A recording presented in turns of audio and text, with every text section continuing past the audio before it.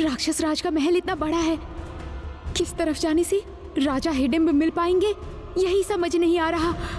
राक्षस राज का कक्ष तो हमें किसी भी तरह ढूंढना ही होगा। चलो इस तरफ देखते हैं, आओ।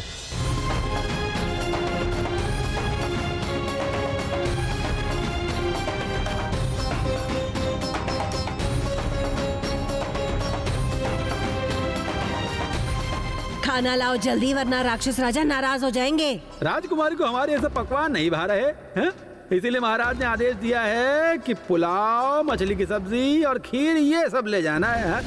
लाए हो ना? ए सुनना, राजकुमारी जो है ना, वो इतने सालों से इंसानों के साथ रहती थी, हाँ समझा? तो ये सब थोड़ी ना खाएगी वो। और मैंने सुना है कि वो अभी तक पूरी राक्षस नहीं बनी, हाँ इसीलिए तो ये सब खा रही हो। अच्छा क्या? रुक,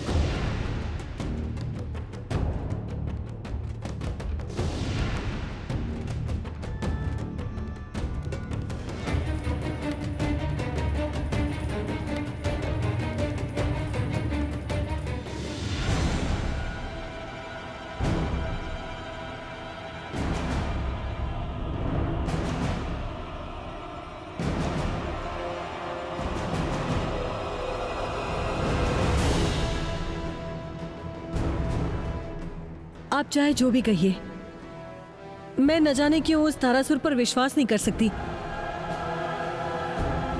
वो इंसानी लड़का लड़की बहुत अक्लमंद है।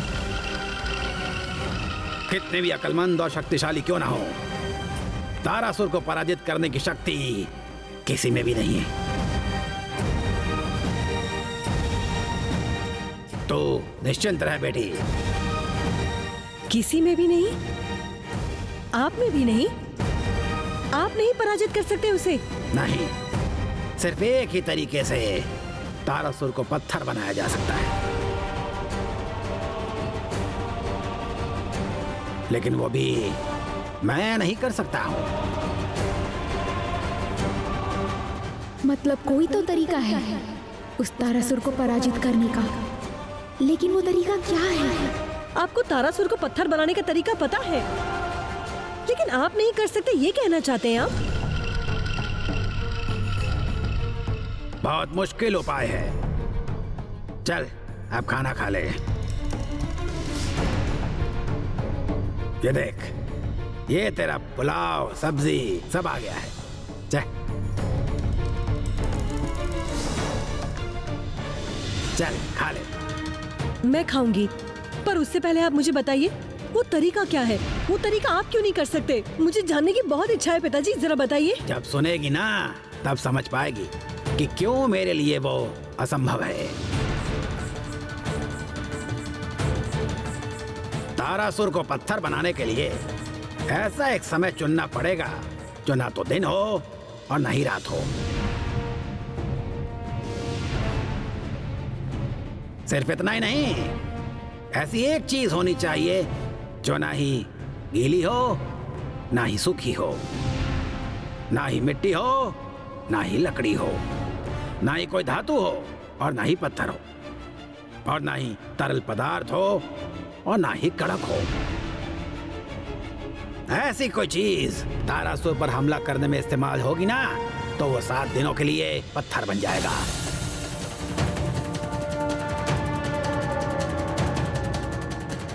तेरे दुश्मन तो सिर्फ इंसान मात्र है बेटी। ऐसे समय पे ऐसी कोई चीज ढूंढ निकालना दैत्य, दानव, देवता किसी के बस में नहीं।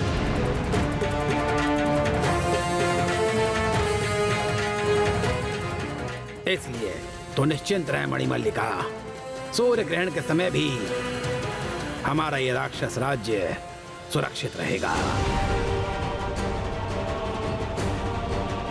चल अब ले चल, खाना शुरू कर। चल पिताजी कितना भी मुझे निश्चिंत रहने को कहे, पारुल जब तक पकड़ में नहीं आती मैं चैन से नहीं बैठ सकती।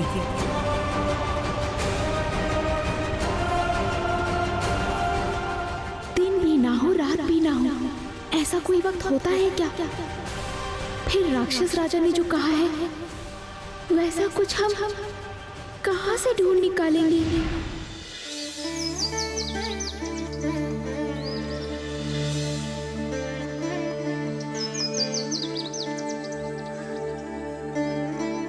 मेरी पोती, ओ बेटी, उठ जा बेटी, सुबह हो गई है। हाँ, उठ जा, ओ बेटी, उठ जा बेटी। ये क्या, सुबह हो गई? और देर की तो गड़बड़ हो जाएगी, मुझे अभी निकलना होगा। तुझे क्या जाना ही होगा बेटी? हाँ, नहीं गई तो नहीं चलेगा क्या? हाँ, क्या होगा बता तो, जब तू वो चंपा का फूल देखेगी। आप मुझे मत रोकिए नाना जी, जाने दीजिए, घबराइए मत, मुझे कुछ नहीं होगा, मैं आपकी नातिन हूँ। ठीक है, जब तू मेरी बात सुनेगी ही नहीं तो फिर क्या कहूँ। ठीक है, जा, लेकिन बहुत संभल कर जाना बेटी। हाँ, अभी तक सूर्य ग्रहण ना शुरू नहीं हुआ है, इसलिए मेरी हिम्मत और ताकत जो है ना वो अभी भी है। इसीलिए मैं मंत्र पढ़कर तुझे अभी के अभी समंदर किनारे भेज देता हूँ। चल। समुद्र के किनारे पहुँच जाऊंगी तो फिर तो बहुत अच्छा होगा, तब तो काफी रास्ता जल्दी पार हो जाएगा।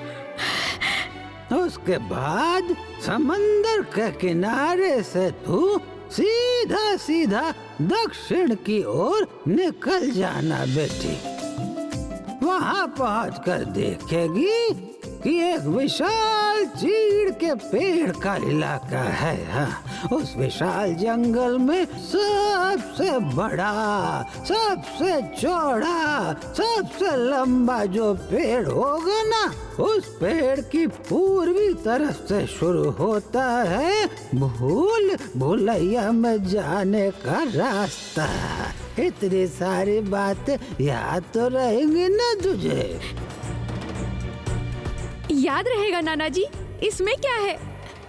पर तारासुर के सामने जब तू आएगी ना तो तेरा क्या होगा ये मुझे नहीं पता। अरे बाप रे, मेरे पास कुछ तो होगा, देखता हूँ।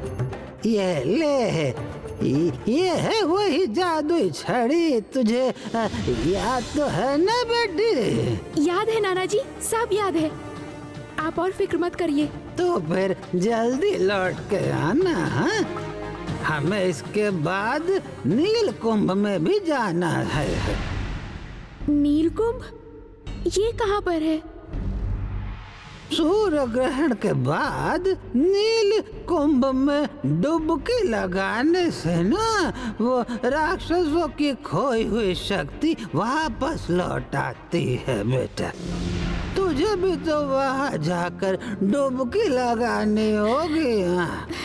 वो बात की बात है नाना जी, अब आप मुझे जल्दी जल्दी जादुई ताकत से समुद्र किनारे पहुँचा दीजिए, मैं तैयार हूँ। छू मंत्र छू, समंदर किनारे उड़ जा तू, जैसे पलके उड़े भूत।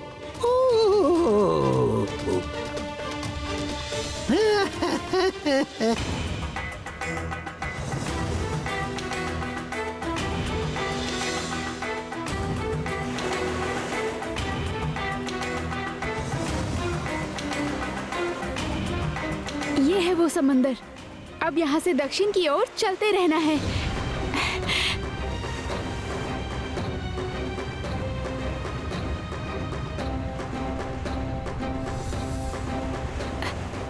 सेनापति जी, हम समंदर किनारे पहुंच गए हैं।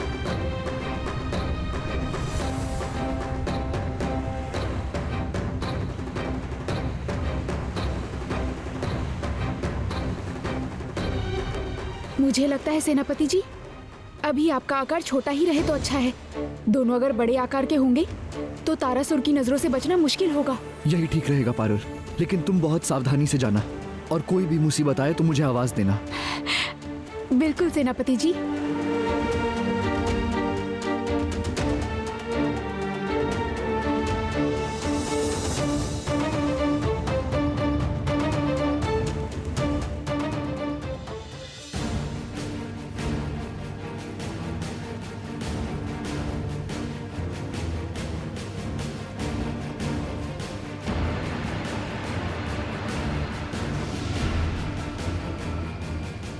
अभी भी कह रहा हूँ मणिमल्लिका, तारासुर के रहते तुझे जरूरत नहीं है उस भूल भुलैया के प्रवेश द्वार पर पहरेदारी करने की।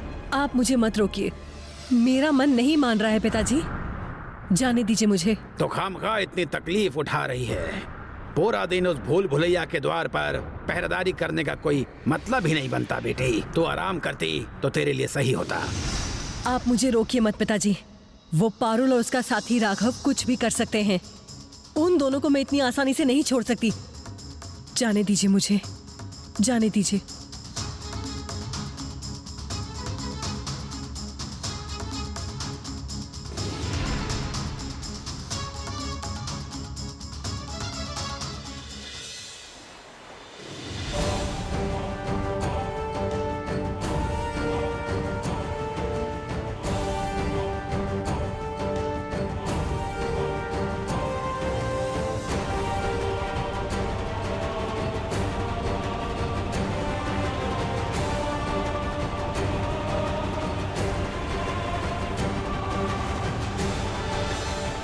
वहाँ पहुँच कर देखेगी कि एक विशाल चीड़ के पेड़ का इलाका है। हाँ, उस विशाल जंगल में सबसे बड़ा, सबसे चौड़ा, सबसे लंबा जो पेड़ होगा ना, उस पेड़ की पूर्वी तरफ से शुरू होता है भूल भुलैया में जाने का रास्ता।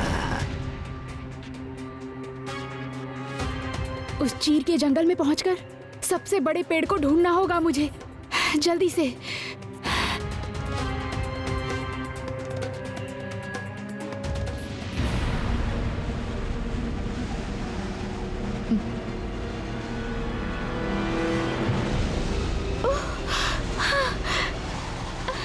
अचानक इतनी गर्म हवा क्यों चलने लगी?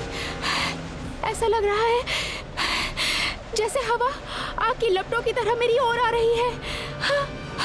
मेरा पूरा शरीर जैसे जल रहा है।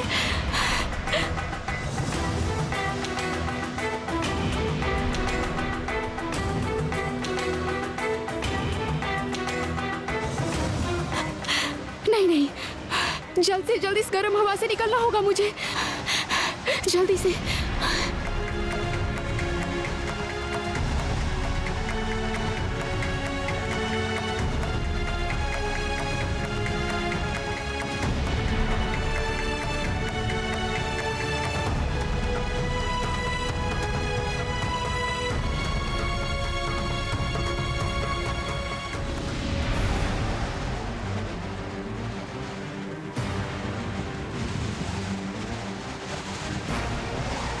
वो क्या है? ये तो तेज रफ्तार से मेरी ओर आ रहा है। रेत का तूफान, सर्वनाश।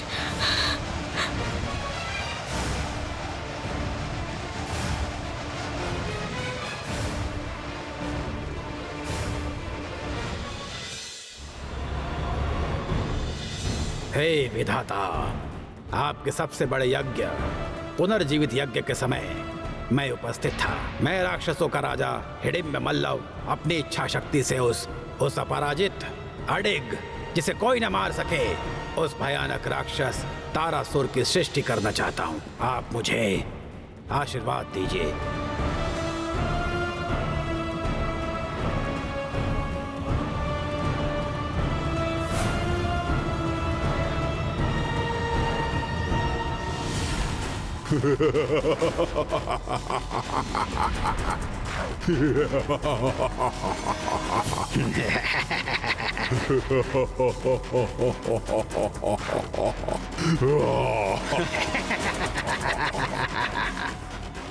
हुकुम कीजिए महाराज।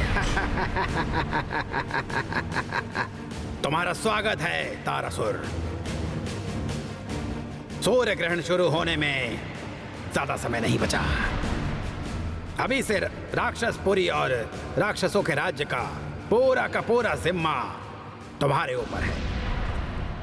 ध्यान रखना, राज्य के अंदर या बाहर कहीं भी कोई भी दुश्मन किसी तरह का आक्रमण ना कर सके। जो हुकुम महाराज। आप निश्चिंत रहिए, जब तक मैं इस राक्षसों के राज्य की पहरेदारी कर रहा हूँ, कोई भी देव, दानव, मानव इस राक्षसों के राज्य का नुकसान तो दूर, इसके अंदर भी नहीं आ पाएगा।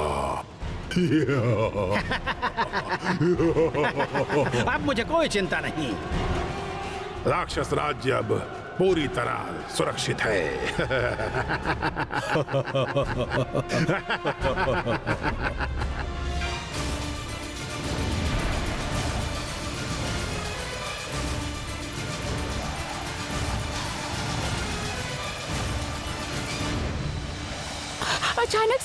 अचानक से ऐसा क्यों हुआ?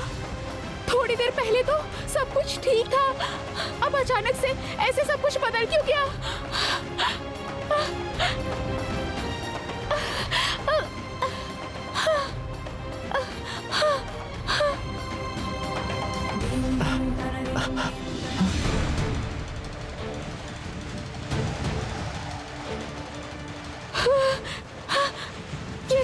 ये रेत का तूफान तो मेरी ओर आ रहा है।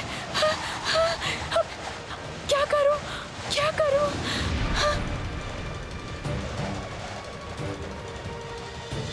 उस चंपा फूल के पेड़ के पास कैसे जाएगी तू?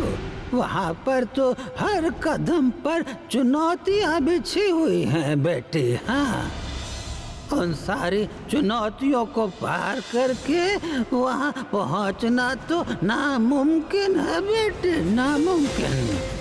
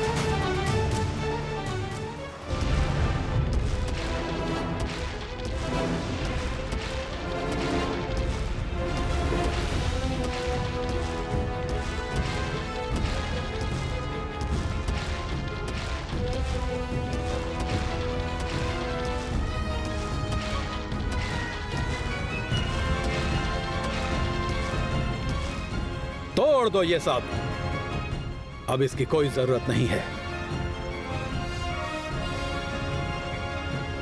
इस राजमहल में सूर्यवंश का कोई नामो निशान नहीं बचेगा।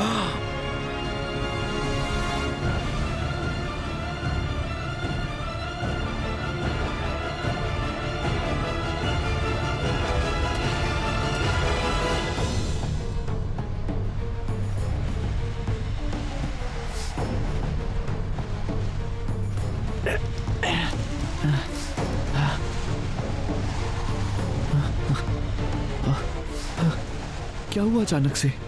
सब कुछ एकदम से नीचे कैसे गिर गया? पारुल ठीक है ना? पारुल! पारुल! पारुल! पारुल! उफ, एक तो मेरा आकार छोटा है, ऊपर से झोले के अंदर हूं। पारुल तो मेरी आवाज सुन ही नहीं पाएगी। एक बार झोले से निकल कर देखता हूं बाहर क्या हो रहा है।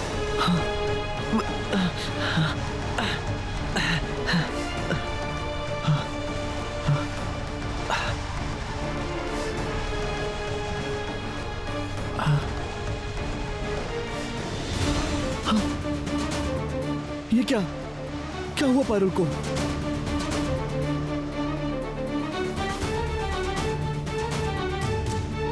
पारुल, पारुल क्या हुआ तुम्हें? कुछ बोलो पारुल, कुछ बोलो पारुल।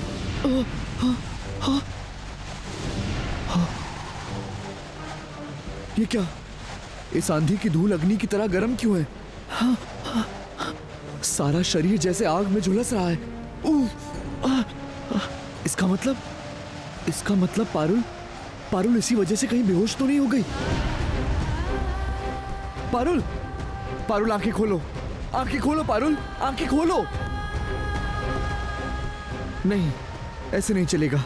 इस छोटे आकार में मैं कुछ भी नहीं कर पाऊंगा। उस जादुई तावीज से मुझे बड़ा होना ही होगा। हाँ, हाँ।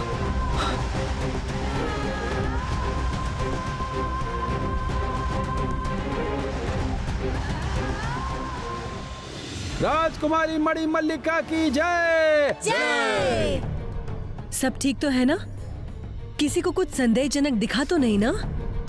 नहीं राजकुमारी, सब कुछ जैसे पहला था ना वैसा ही है।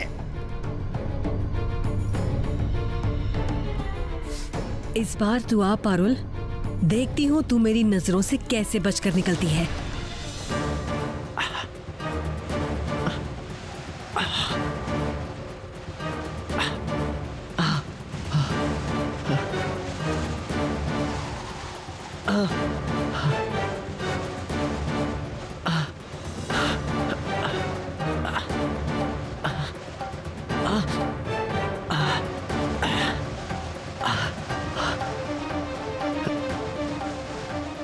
जादू का ताबीज, जादू का खेल, हटर पटर जादुई मेला।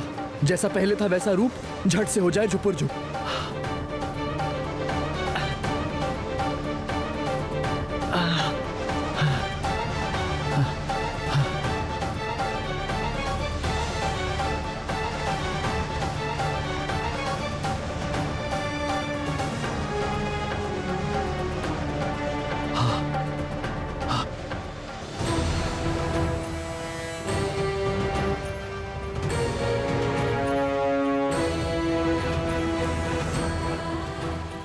पारुल, पारुल, पारुल आंखें खोलो, आंखें खोलो पारुल, पारुल। सिर्फ बेहोश हो गई है। मुझे आंखों पे पानी डालना होगा। हाँ, मैं जाके वहां से पानी ले आता हूँ। आंखों पे पानी डालूंगा तो इसे होश आ जाएगा।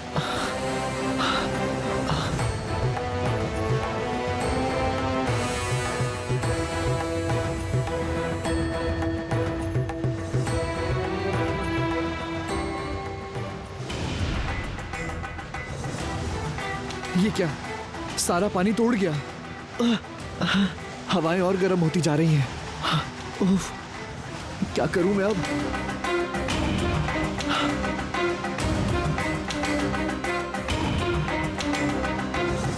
अगर मुझे पेड़ का कोई बड़ा सा पत्ता मिले तो मैं उसमें पानी समेट लूं, लेकिन यहाँ तो चारों तरफ बस रेत और समुंदर है।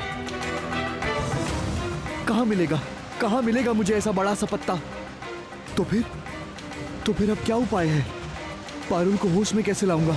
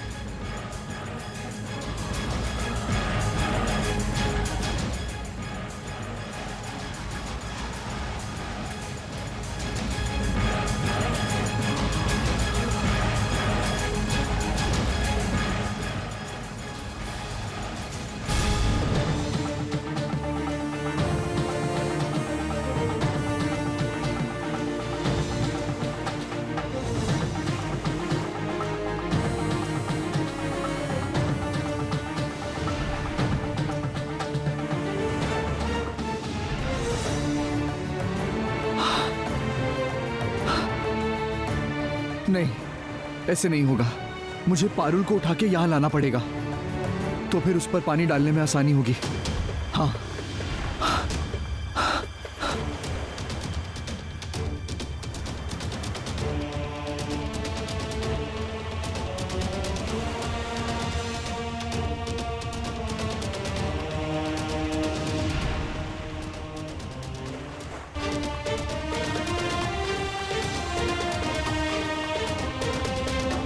पारुल, पारुल आंखें खोलो, आंखें खोलो पारुल। पारुल, पारुल क्या तुम मेरी आवाज सुन पा रही हो? सुन पा रही हो? पारुल,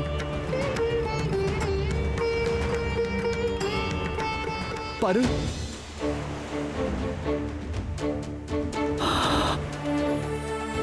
सेनापति जी, मैं कहाँ हूँ? मेरा भी यही सवाल है पारुल।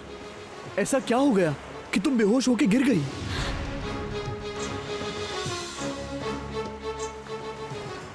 बहुत गर्मी है। ऐसा लग रहा है जैसे पूरी दुनिया जलकर राख हो जाएगी।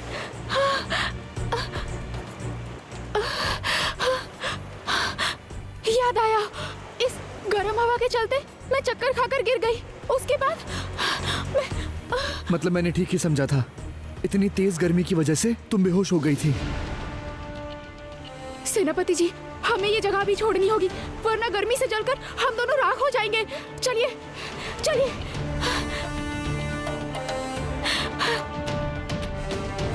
ये क्या? समुद्र के पानी से हम दोनों पूरे भीग गए हैं। तुरंत हमें कपड़े बदल लेने चाहिए। मेरा झोला? सेनापति महाराज, जल्दी चलिए।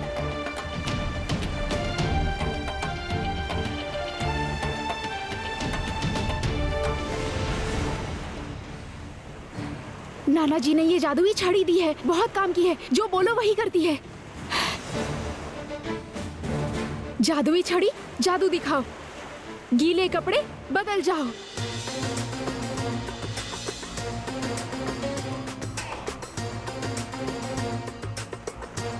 अब आपके भी कपड़े बदल लेते हैं सेनापति जी।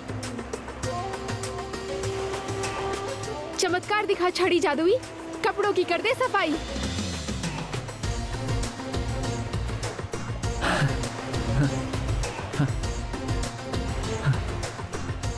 नाना जी ने बहुत बार कहा था ये जादुई छड़ी हमेशा अपने पास रखने को, ये हमारी बहुत काम आएगी। अब जल्दी चलो पारुल, ये गर्मी मुझसे सहन नहीं हो रही। चलिए।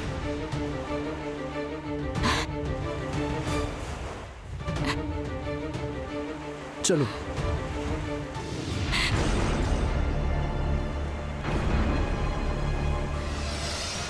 ये क्या है? कहीं यही तो। क्या हुआ पारुल?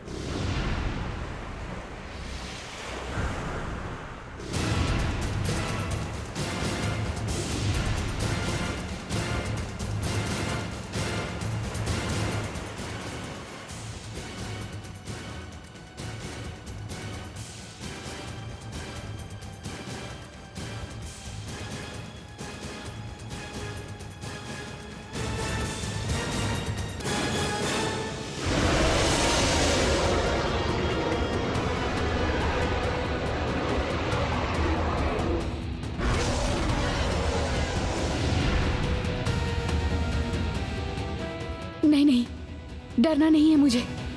जैसे भी हो इस भयंकर असुर को रोकना पड़ेगा, नहीं तो मेरा सारा सपना टूट के बिखर जाएगा।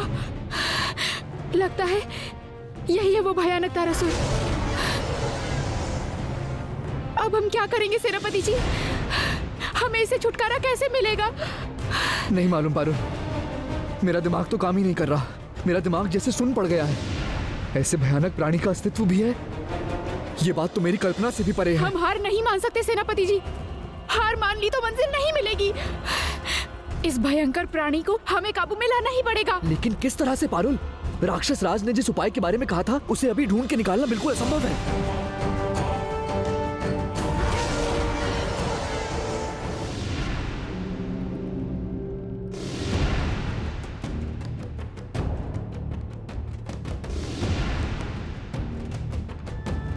ये क्या है पंखाधारी? तुम सबकी हिम्मत देखकर मुझे ताज्जुब हो रहा है। अभी दिन के समय में तुम जमाई ले रहे हो। जोर जोर से पंखा हिलाओ। हमें माफ कर दीजिए राजकुमारी, सूर्य ग्रहण का समय हो चुका है, इसलिए लाख कोशिश करके भी हम खुद को संभाल नहीं पा रहे हैं।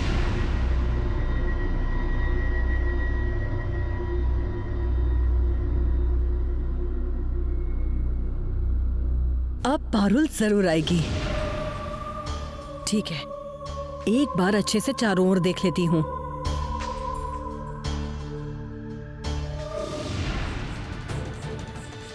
तारासुर को पत्थर बनाने के लिए ऐसा समय चुनना पड़ेगा जो दिन भी ना हो और रात भी ना हो। सिर्फ यही नहीं, ऐसी चीज चाहिए होगी जो कि गीली भी ना हो और सूखी भी ना हो, जो मिट्टी भी ना हो और लकड़ी भी ना हो, जो धातु भी ना हो और पत्थर भी ना हो, और वो तरल पदार्थ भी ना हो और ठोस भी ना हो। एक काम कर। ये काम क्या सच में असंभव है? इस दुनिया में कुछ भी असंभव नहीं हो सकता। इसका मतलब है जरूर ऐसा कोई समय होगा, लेकिन वो कौन सा समय है और वो चीज क्या है?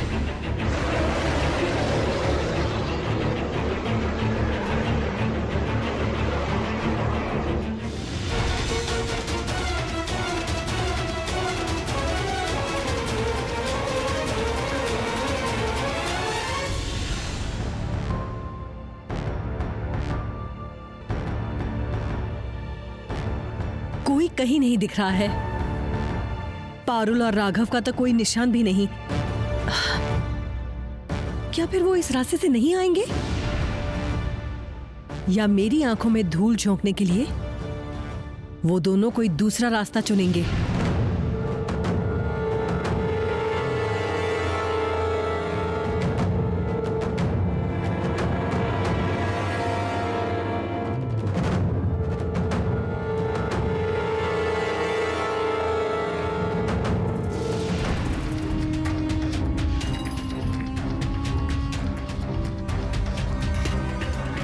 दास दासी पहरेदार सब एक एक करके सो रहे हैं।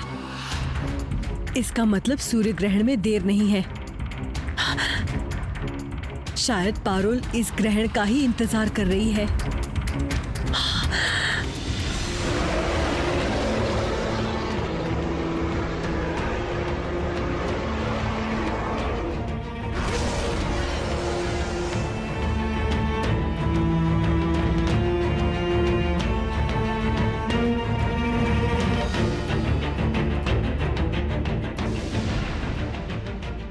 सेनापति जी, मिल गया मुझे। यही है वो समय जो दिन भी नहीं और रात भी नहीं। वही तो, ये तो सूर्य के पूर्ण ग्रहण का समय है। इस समय को दिन भी नहीं कहा जा सकता और रात भी नहीं।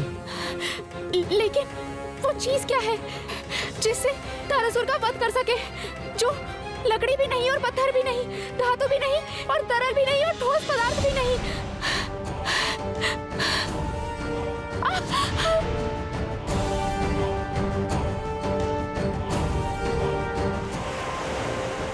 सर्वनाश, समंदर का पानी तो बढ़ता ही जा रहा है।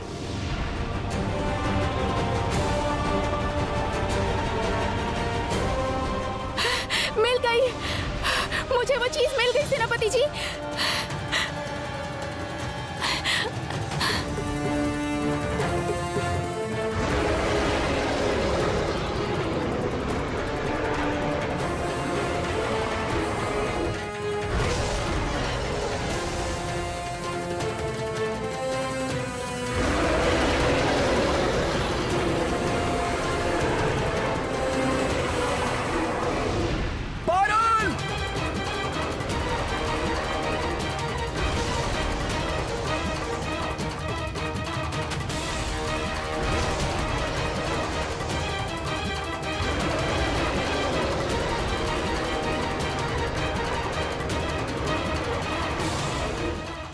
देर मत करो पारुल, समंदर का फेना उस तारासुर पर फेंक दो।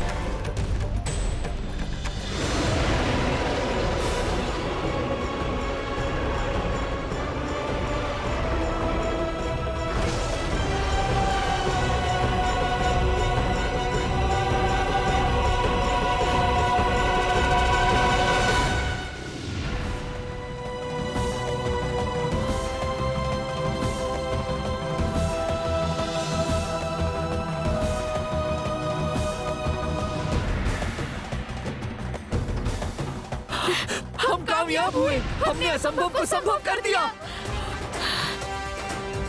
शुक्र है तुम्हारे दिमाग ने ये उपाय निकाला कि समंदर का फेना ही वो वस्तु है और सूर्य ग्रहण का समय ही वो समय है।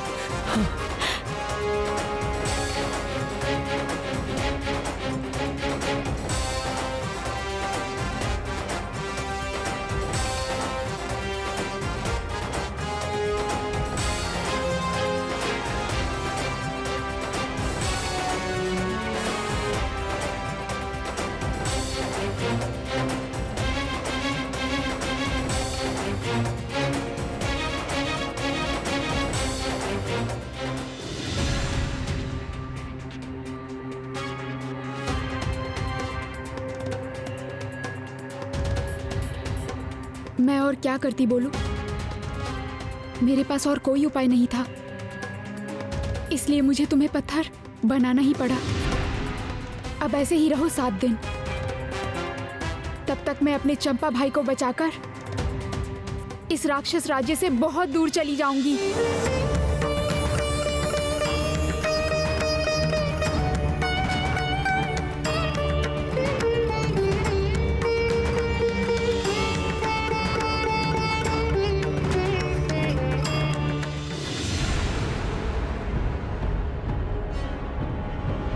निकाल दो ये सब पुराने झंडे, राक्षस राज्य के झंडे से भर दो इस 1000 सीढ़ियों को।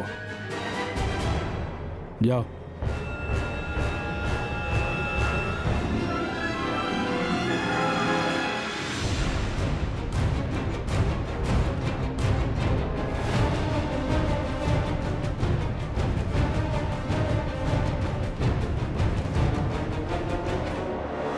मंत्री जी, ये झंडा तो निकल नहीं रहा है। निकल नहीं रहा है तो उखाड़ के फेंक दो।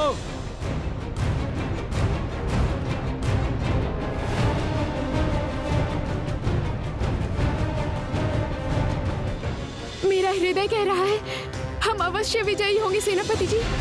ऐसे ही एक एक करके सारी बाधाएं पार कर लेंगे हम लोग।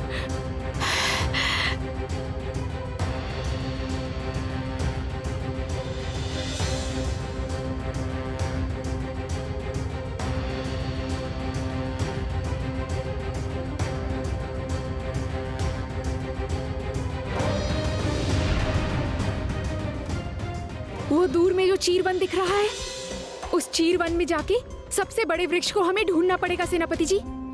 अगर हम तारासुर को हरा सकते हैं तो ये कौन सा कठिन काम है पारुल, हम जरूर कर लेंगे। एक बात से मन को साहस मिल रहा है सेनापति जी। क्या? अब तक तो हम सही दिशा की ओर बढ़ रहे हैं। हाँ, और एक के बाद एक सारी बाधाएं पार कर रहे हैं हम दोनों। सिर्फ भूल भुलैया के रास्ते को लेके मैं थोड़ा सा चिंतित हूँ। सबसे पहला काम शुरू करते हैं। पहले उस चीरवन में सबसे बड़े वृक्ष को ढूंढ के निकालते हैं। उसके बाद भूल भुलैया को पार करने का रास्ता हमें मिल ही जाएगा। चलिए। चलो।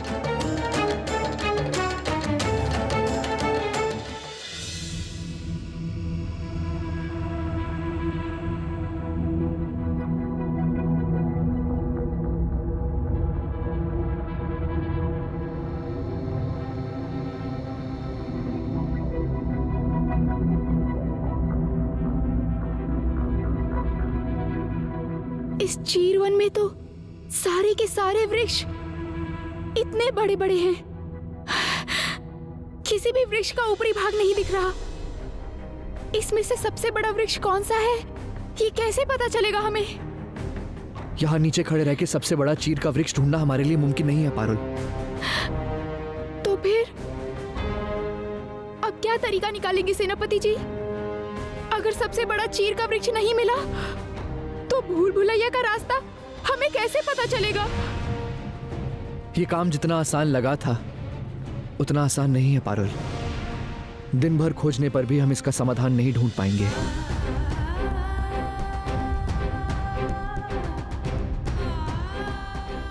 तू इतनी दूर आके भी खाली हाथ लौटना पड़ेगा मुझे। क्या अपने भाई के पास नहीं पहुंच पाऊंगी मैं?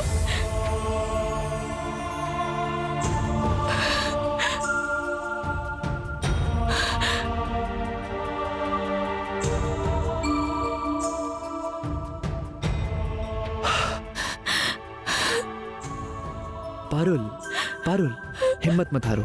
इतनी दूर जब हम पहुंच ही गए हैं तो फिर कोई ना कोई रास्ता जरूर निकल आएगा। हाँ।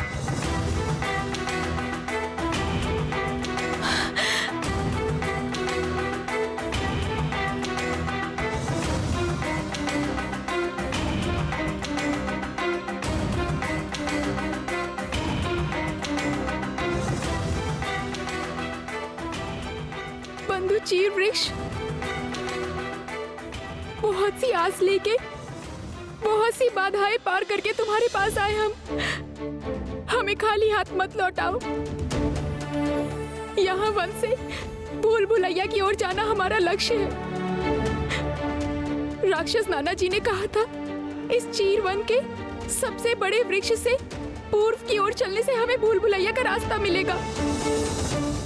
लेकिन तुम सबकी तुलना में हमारी ऊंचाई इतनी कम है, हम उस वृक्ष को पहचान नहीं पा रहे हैं। ऊपर की तरफ देखने से तुम सब एक जैसे विशाल दिख रहे हो। अब इस समस्या का समाधान कैसे होगा ये तुम सब ही बताओ मुझे, नहीं तो अपने भाई के पास मैं नहीं पहुंच पाऊंगी।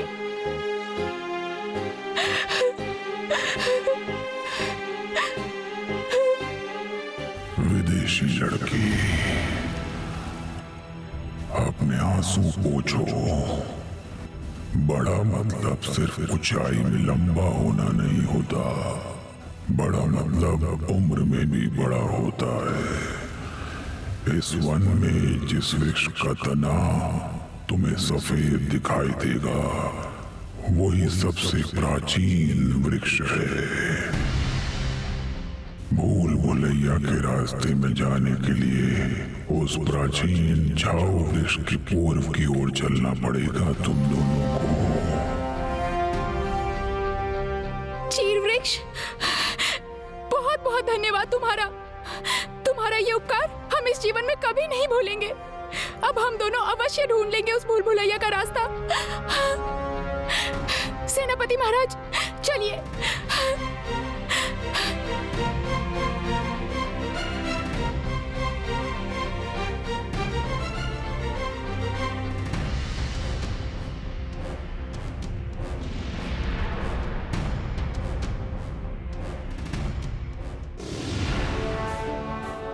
वो रहा सफेद तने वाला चीर वृक्ष। इसका मतलब यहाँ से पूर्व की ओर चलना होगा हमें। और पूर्व दिशा मतलब इस तरफ पारुल। मिल गया, भूल भुलैया में पहुंचने का रास्ता मिल गया।